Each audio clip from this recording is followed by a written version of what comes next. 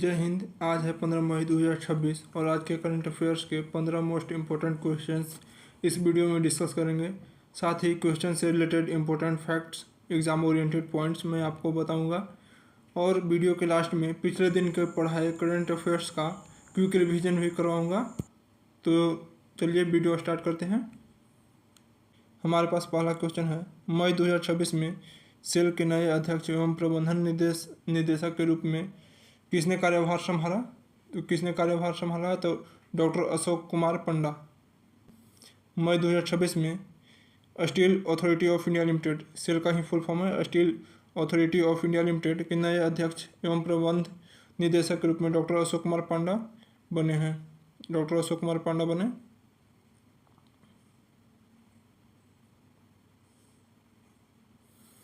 Extra points देख लेते हैं।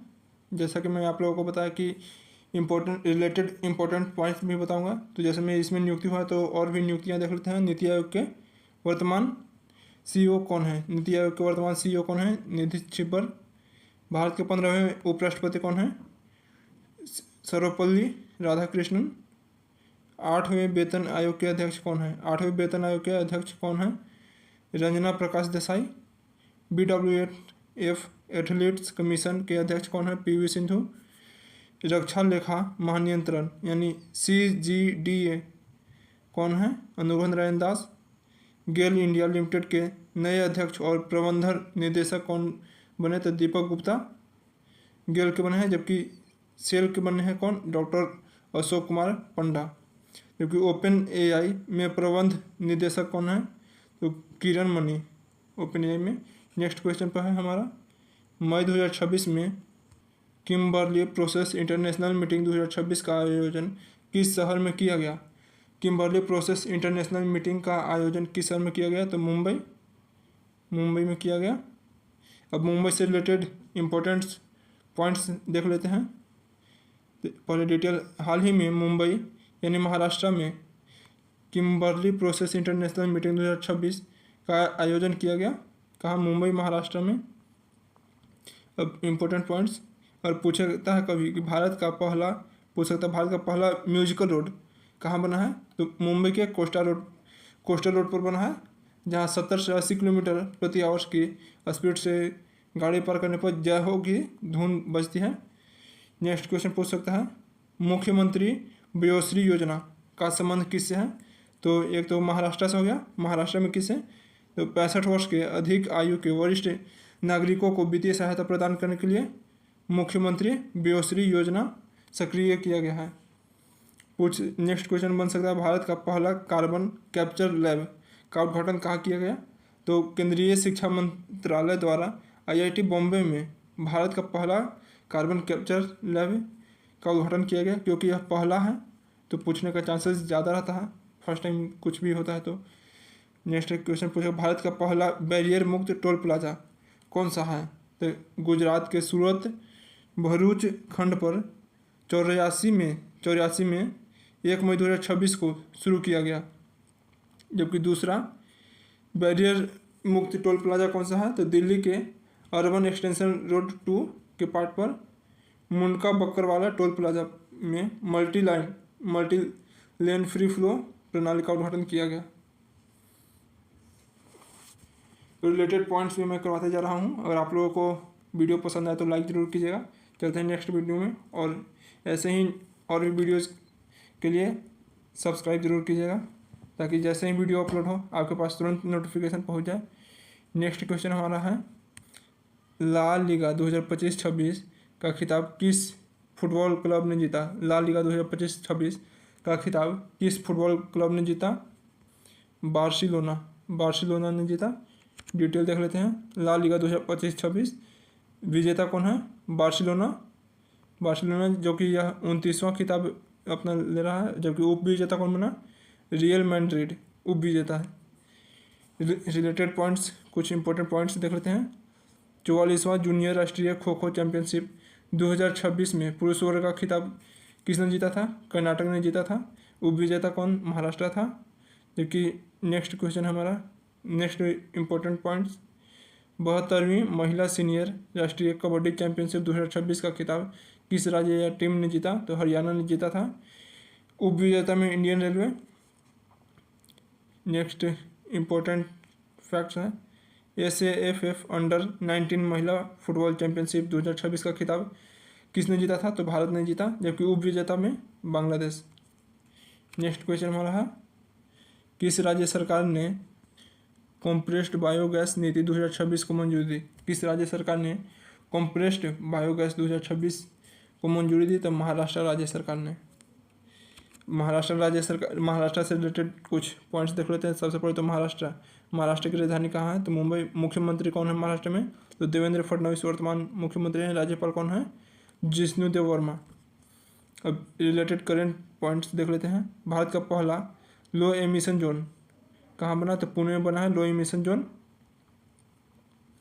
महाराष्ट्र राज्य की कैबिनेट ने AI नीति को मंजूरी दी।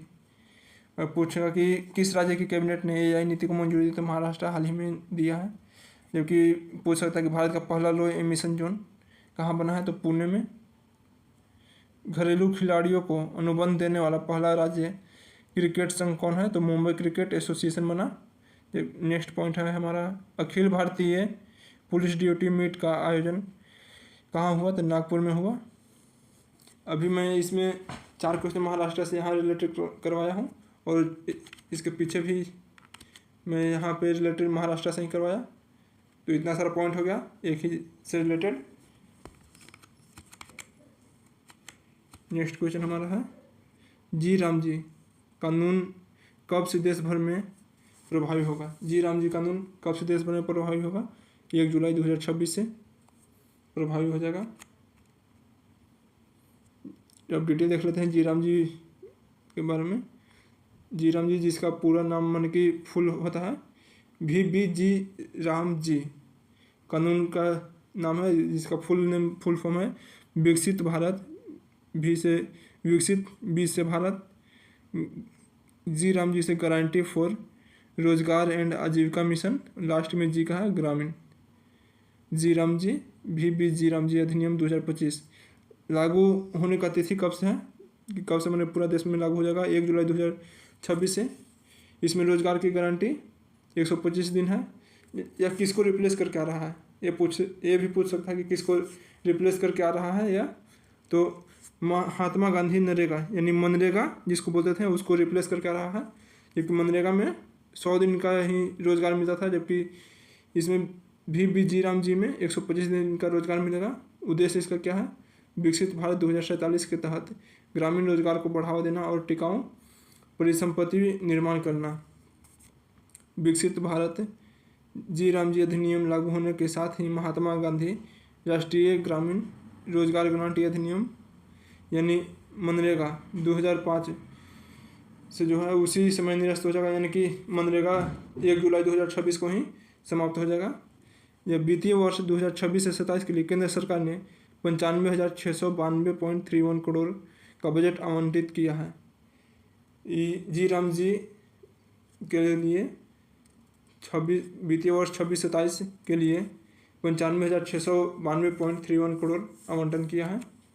नेक्स्ट क्वेश्चन हमारा, कैबिनेट ने विपणन सीजन 2026 से 27 के लिए कितने खरीफ फसलों के MSP में वृद्धि को मंजूरी दी है? MSP क्या है पहले? तो मिनिमम सपोर्ट प्राइस है, जिस पर सरकार किसानों को मिनिमम सपोर्ट प्राइस देती है कि अगर कोई नहीं खरीदा है तो कम से कम उतना प्राइस पर सरकार ही खरीद लेती है, तो उसे वही मिनिमम सपोर्ट प्राइस है। को वृद्धि कितने फसलों के लिए, कितने खरीफ फसलों के लिए MSP में वृद्धि को मंजूरी दिया है? तो 14 खरीफ फसलों के लिए मंजूरी मिला है। डिटेल में देख लेते हैं। प्रधानमंत्री नरेंद्र मोदी की अध्यक्षता में आर्थिक मामलों की कैबिनेट समिति ने 13 मई 2026 को विपणन सीजन यानी 2026-27 के लिए 14 खरीफ फसलों के न्यूनतम समर्थन मूल्य, जिसे मिनिमम सपोर्ट प्राइस कहते हैं, MSP में वृद्धि को मंजूरी दी है। तो कितने? 14। धान में कितना? 72 रुपये बढ़ा है MSP, जिससे अभी 2,441 रुपया प्रति क्विंटल की गई, जबकि धान के ग्रेड A के लिए 2,461 रुपये प्रति क्विंटल। इतना नहीं, सबसे अधिक वृद्धि किस में हुई है? ध्यान रखिएगा, सबसे अधिक वृद्धि सूर्यमुखी के बीज में कितना 622 रुपया प्रति क्विंटल। ये थोड़ा सा बस ध्यान रखिएगा। नॉर्मली सूर्यमुखी के बीज में कब फिर सेकंड में कपास में हुआ है, फिर सारा में धीरे धीरे हुआ 14 को फसल में। 7वां क्वेश्चन हमारा है, पंजाब के मुख्यमंत्री भगवंत मान ने मेरी रसोई योजना का शुभारंभ कहाँ से किया। सबसे पहला तो पंजाब के मुख्यमंत्री कौन है, भगवंत मान है। अब इन्होंने मेरी रसोई योजना शुभारंभ किया है, यह कहाँ से किया है, तो यह भलवान संगरूर से किया है, क्योंकि भलवान अथी पंजाब का डिस्ट्रिक्ट है, वहाँ से किया है। संगरूर डिस्ट्रिक्ट है, संगरूर डिस्ट्रिक्ट से शुभारंभ किया है। भलवान गांव है शायद, लेकिन संगरूर डिस्ट्रिक्ट है पंजाब का। डिटेल में देख लेते हैं। पंजाब के मुख्यमंत्री भगवंत मान ने राज्य के गरीब और ज़रूरतमंद परिवारों को राहत देने के लिए मेरी रसोई योजना की शुरुआत 9 मई 2026 को संगरूर जिले के भलवान गांव से किया है। संगरूर जिले के भलवान गांव से शुरुआत हुआ है इसका मेरी रसोई योजना का। पहला है इंदिरा गांधी मातृत्व पोषण योजना। इंदिरा गांधी मातृत्व पोषण योजना यह कहाँ का है, तो राजस्थान का है। और यह क्यों दिया जाता है, तो गर्भवती महिलाओं के लिए वित्तीय सहायता।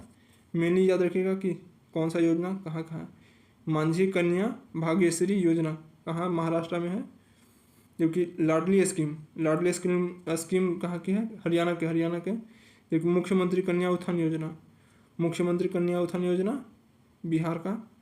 इसमें बालिकाओं को जन्म देने से स्नातक तक के लिए वित्तीय सहायता प्रदान किया जाता है, यानी जन्म से ही वित्तीय सहायता मिलता है ग्रेजुएट तक के लिए मुख्यमंत्री कन्या उत्थान योजना के तहत।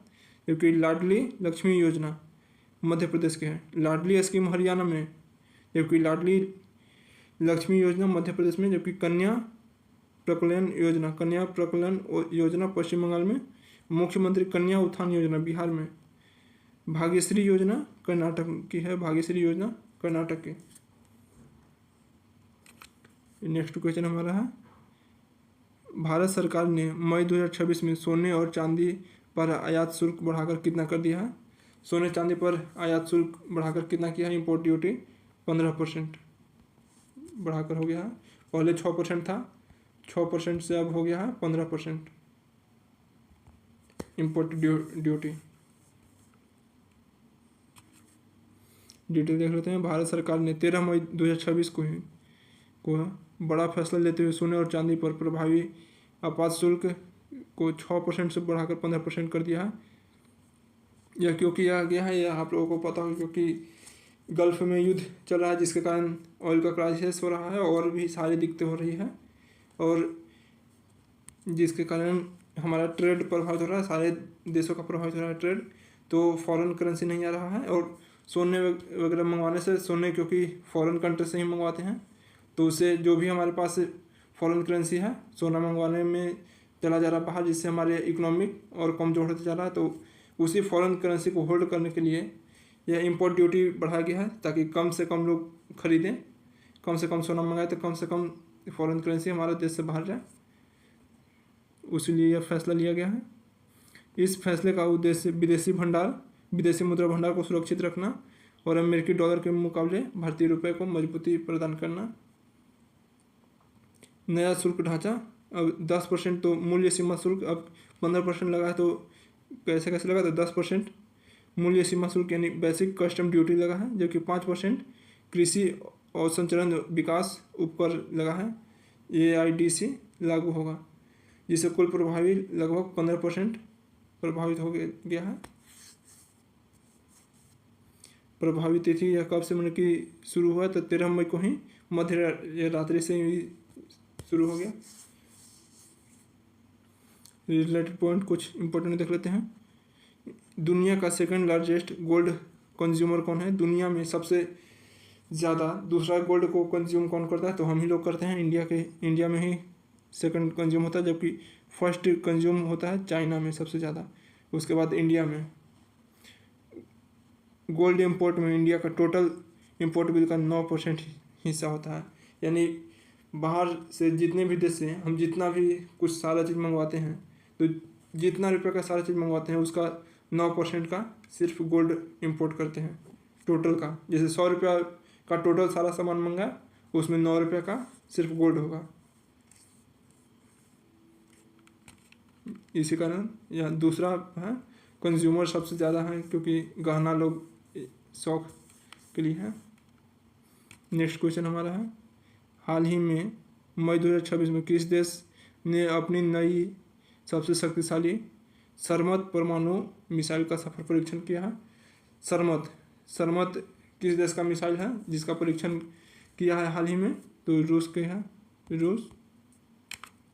डिटेल में देखते हैं, हाल ही में चर्चा में रहा सरमत मिसाइल को रूस ने विकसित किया है। यह अंतर्द्वीपीय बैलिस्टिक मिसाइल यानी ICBM inter continental ballistic missile है, यानी एक महाद्वीप से दूसरे महाद्वीप सभी महाद्वीपों तक यह मार कर सकता है, किसी भी महाद्वीप पर यह जा सकता है, जिसे पश्चिमी देश सेंटन-2 कहते हैं, सेंटन-2 के नाम से भी जानते हैं। यानी इसी मिसाइल को जो सरमत है उसे पश्चिमी देश सेंटन-2 के नाम से भी जानते हैं। रिपोर्ट के अनुसार यह 35,000 किलोमीटर से अधिक तक है, जो दुनिया के सबसे ज़्यादा है। यह किस तकनीक पर काम करता है? तो MIRV यानी multi independently targeted re entry vehicle तकनीकी से लैस है, जिसका अर्थ है एक मिसाइल कई अलग अलग लक्ष्यों को एक साथ निशाना बना सकती है। यानी एक ही मिसाइल कई जगह पर मतलब अलग अलग मतलब आसपास में टारगेटेड को मार सकता है एक ही मिसाइल से।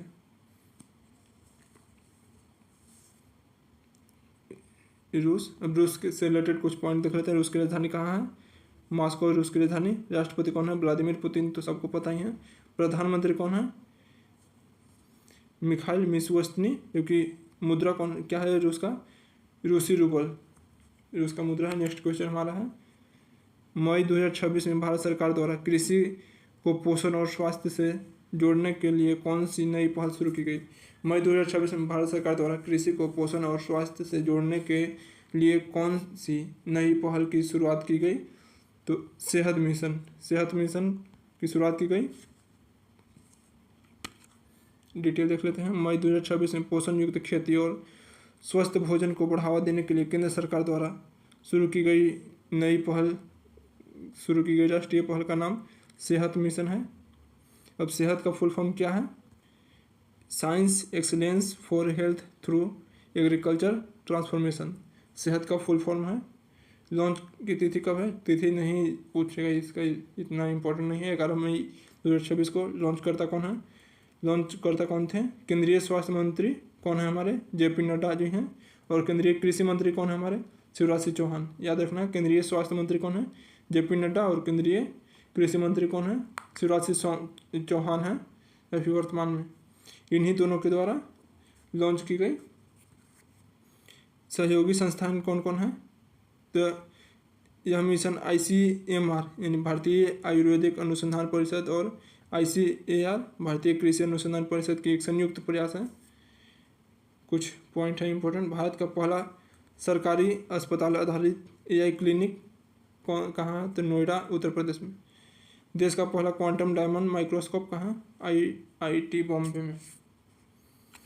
नेक्स्ट क्वेश्चन है हमारा, अगर हम किस राज्य सरकार ने स्कूल शिक्षा की उपस्थिति के लिए कर्तव्य KAMS ऐप लॉन्च किया है? किस राज्य सरकार ने लॉन्च किया? कर्नाटक सरकार ने लॉन्च किया है। आप लोगों को कमेंट में बताना कि कर्नाटक के अभी CM कौन है और गवर्नर कौन है? कर्नाटक के गवर्नर कौन है और CM कौन है, जरूर बताना कमेंट में। बिहार के रिसेंट में चेंज हुए हैं, ये भी आप लोगों को बताना है कि रिसेंट में चेंज हुए बिहार के कौन है। और साथ में तमिलनाडु का भी बताना है मेनली, यहाँ भी चेंज हुए हैं। तो यहाँ पे कौन है CM? तीनों स्टेट का CM का नाम बताना है और कर्नाटक के गवर्नर का भी नाम बताना है कि कौन है। 12वां प्रश्न हमारा है, NCRB की भारत में अपराध 2024 रिपोर्ट के अनुसार 19 प्रमुख महानगरों में से किस शहर में सबसे अधिक संज्ञेय अपराध दर्ज किए गए हैं? किस शहर में सबसे अधिक अपराध दर्ज किए गए हैं? तो दिल्ली में सबसे ज़्यादा अपराध दर्ज किए गए हैं। भारत में अपराध 2024 रिपोर्ट के अनुसार NCRB की जो कि रिपोर्ट है यह। नेक्स्ट क्वेश्चन है, हाल ही में भारतीय उद्योग परिसंघ का वार्षिक शिखर सम्मेलन 2026 कहाँ आयोजित किया गया? हाल ही में भारतीय उद्योग परिसंघ की वार्षिक सम्मेलन 2026 कहाँ आयोजित किया गया? नई दिल्ली में।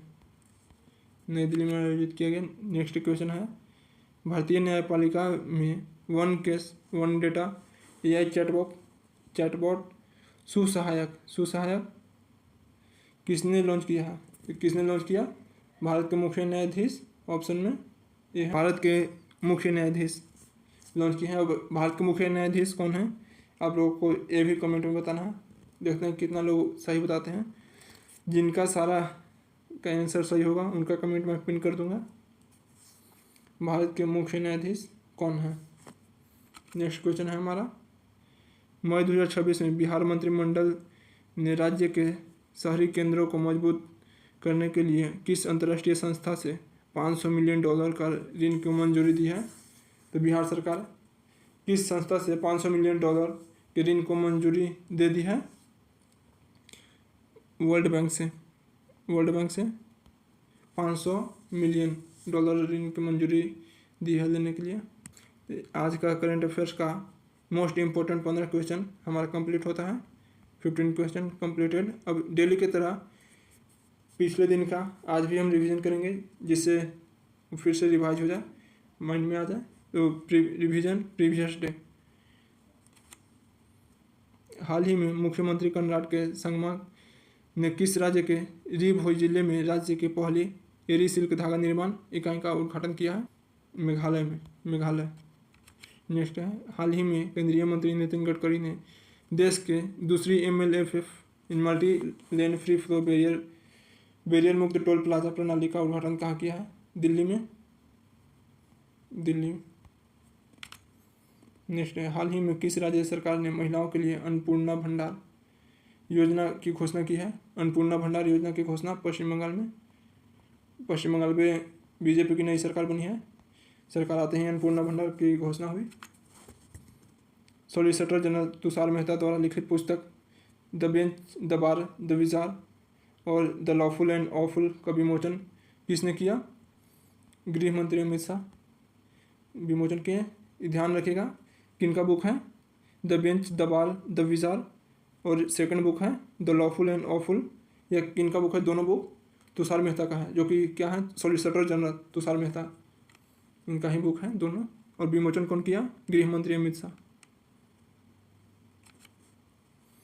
हाल ही में शुरू किया गया समुद्र प्रदक्षिणा अभियान किस पोत के माध्यम से दुनिया का चक्कर लगा रही है? INS त्रिवेणी के माध्यम से। हाल ही में कार्बन सोखने वाला भारत का पहला शैवाल वृक्ष कहाँ स्थापित किया गया? भारत का पहला शैवाल वृक्ष जो कि कार्बन सोखता है, भोपाल मध्य प्रदेश में।